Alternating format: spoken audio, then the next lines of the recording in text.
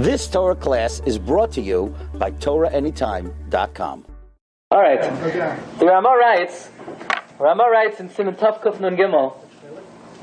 The Rama says like this: Na'agu shaloi lomai be'erev Tisha B'av mechatzos le'elach. The minhag is not to learn erev Tisha B'av from chatzos and on. Kiyim b'dvarim hamutar b'Tisha B'av. Only those things that you're allowed to learn on Tisha B'av itself. And then the Rama says L'chein Imchal b'Shabbos ein oimrim Pirkei Avos. If erev Tisha B'av comes out on Shabbos, you don't say Pirkei Avos. Okay, this is something that is known, that the Rama brings down. There is a minhag not to learn on Tisha B'av. Let's say today, what's Chatzos is what, 1:01, 1 o'clock. From Chatzos and on, only those things that are mutter on Tisha B'av. The Mishnah Berurah, however, brings down that this is not Midina, but rather, it's only a Chumra Yisera. Because Mishnah Berurah says, does anybody say you're not to eat on Erev Tisha B'av? Does anybody say not to drink? Does anybody say to take off your shoes? No, there's no such halacha, there's no such minhag. So this is just a Chumra Yisera. Now the Mishnah Berurah brings down, many Achronim take upon themselves this minhag and this Chumra. However, there are many Achronim that are mafakfek very much on this minhag. Number one, the Marshal. The Marshal says, you know how much I don't hold to this minhag? I learn whatever I want to learn on Erev Tisha B'av after Chatzos, and I let everybody else do that the same. The Gra also writes that it's a Chumra Yisera. The Maimer Mordechai says like this. Maimer Mordechai says, I hold, if I would have the strength, the Ayasha Chayli, I would tell people to learn on Tisha B'av itself. That's what the Maimer Mordechai writes. What? Better they read the newspaper? Better they go, selecting exactly what kind of Danish they want to eat after the fast, going from store to store to make sure to get the freshest Danish? That's better? No. If it would be up to me, I would be mevatel, the halacha of not learning on Tisha B'av itself. The Bir Halacha brings this down. But he says, look, I don't have the strength to do that. But certainly on Erev Tisha B'av, it is permitted to learn. What's the conclusion of the Mishnah Berurah? Mishnah Berurah says it's a minhag. Rama says it's a minhag, it's a minhag. However, if somebody wants to be mekel, ein moichin biyadai, we're not going to throw tomatoes at you. So that's the conclusion of the Mishnah Berurah. So it sounds like, if you want to do it the ideal way, from Tisha B'av, Chatzos and on, it's better only to learn those things that are noigeya Tisha B'av. Okay. Here's the question. Why? What's the reason for this minhag? You want to say, well, the Avelis is starting already? What do you mean the Avelis is starting? Does anyone say take off your shoes? No. Does anybody say don't eat? No. Does anyone say any of the other Isurim apply? No. Those Isurim are Midivrei Nevi'im. Learning is later on, is a minhag, is a strong minhag, is a chumrah. So why would it be that learning, which is not mamish aser, that extends to Erev Tisha B'av, and all the other Yinuyim, which are mamish aser Midivrei Nevi'im, that doesn't extend? I mean, it's the opposite. Ibcha mistabra. This is a very interesting tshuva from the Chassam Sofer. Chassam Sofer says, I believe it's Siman Kuf Nun Vav. Chassam Sofer says that when a person learns Torah, whatever you learn during the day often is still sifting through your mind in the nighttime. You eat something now, so by tonight, it's long gone. Forget it. It ain't not doing you any good. You're doing something now, by tonight it's gone. You put on your shmirs, by tonight it's lost. But learning, you're churning, it's in your head, you're carrying it with you, you're taking it with you. The reason for the minhag of not learning Erev Tisha B'av is not because of the Avelos extends to Erev Tisha B'av. It's because you're not allowed to learn on Tisha B'av. And if you're going to learn Erev Tisha B'av, then by default you're going to be learning Tisha B'av. That's what the Chassam Sofer says.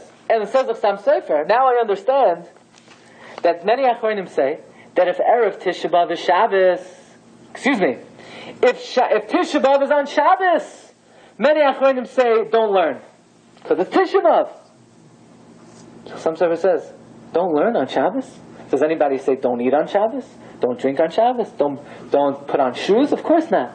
So why dafka the learning you shouldn't do because it's Tisha B'av, but the other things you could do? Says Chassam Sofer, we're not saying you shouldn't learn on Shabbos because it's Tisha B'av. We're saying you shouldn't learn on Shabbos because you're going to continue thinking about it Matzai Shabbos when you're actually fasting.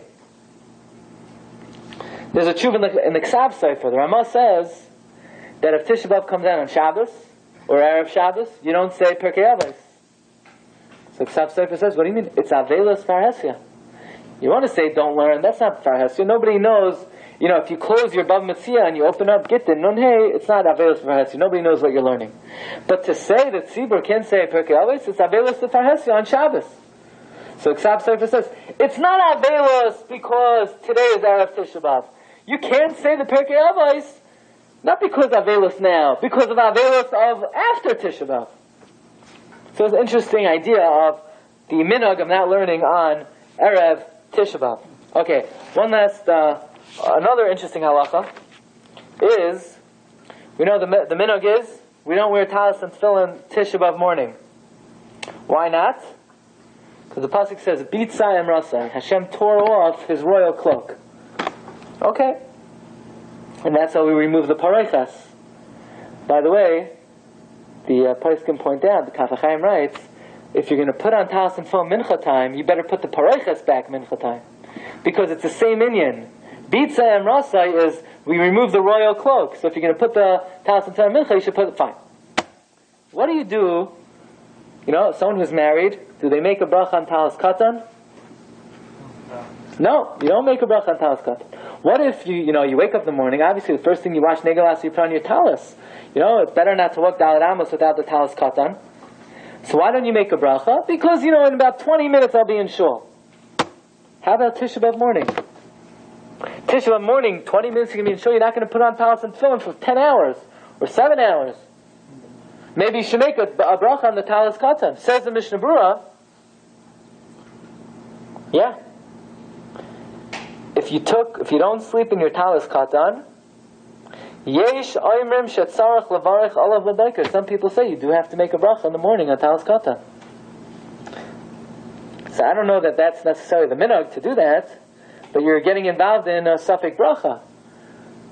Rav Shlomo Zalman Auerbach says the night of Tisha B'Av you should sleep in your talis katan. All right, I'm just being ma'arer. You'll ask your local Rav, but the Mishnah Berurah says that if you take off your talis at night, the next morning you may have to make another bracha. Okay, I want to speak out one last thing, and this should not be taken halacha l'maisa, just to give people an idea of the geder of Tisha B'Av.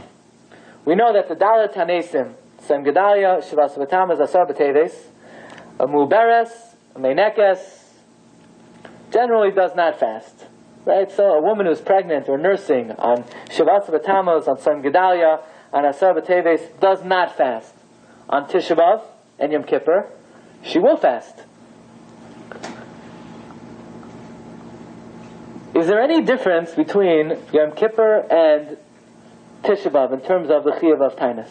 Well, we know Yom Kippur is Daraisa, Tisha B'Av is Midavei Nevi'im, but practically speaking, is there a Geder?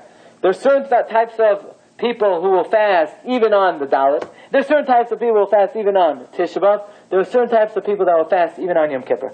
Aruch HaShulchan says a very clear Geder.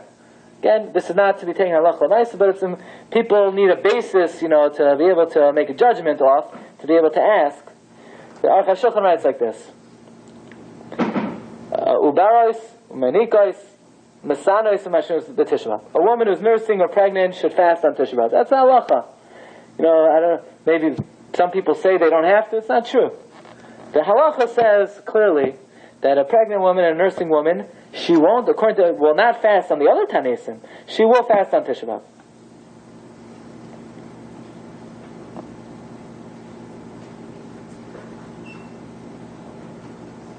But the Aruch HaShulchan says she should not fast the other Tanesim.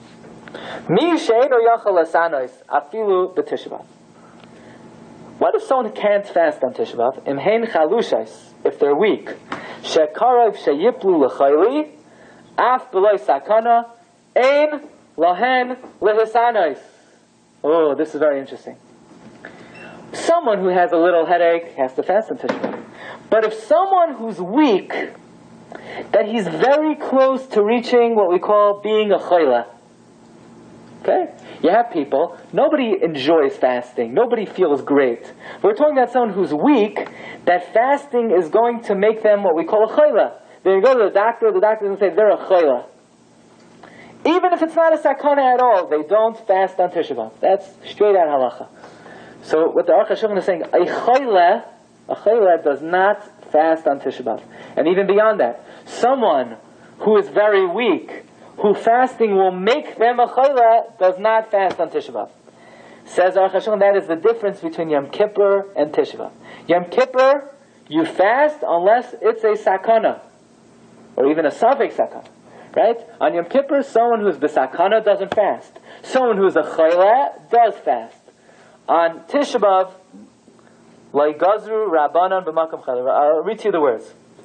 Afilu b'Tisha B'Av, imhein chalushai, someone who's weak, shekarav sheyiplu l'chayli, that they are close to falling into chayla. They're not even a chayla yet, but they're close to it. After loy sakana, ein lohem lesanos.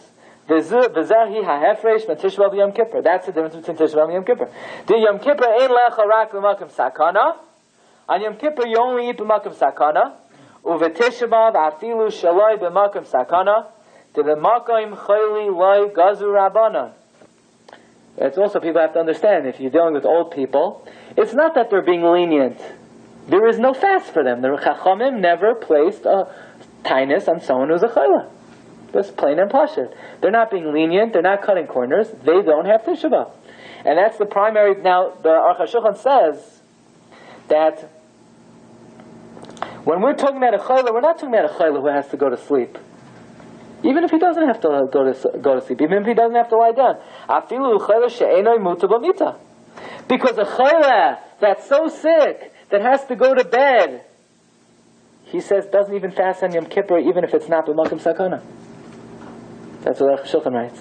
Again, this is not, we're not offering psak halach over here, but the guidelines that the Aruch HaShulchan gives are, pregnant and nursing women fast on Tisha B'Av. A chayla does not fast.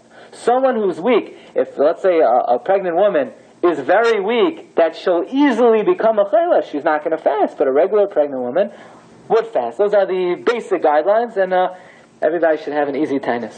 You've just experienced another Torah class brought to you by TorahAnytime.com.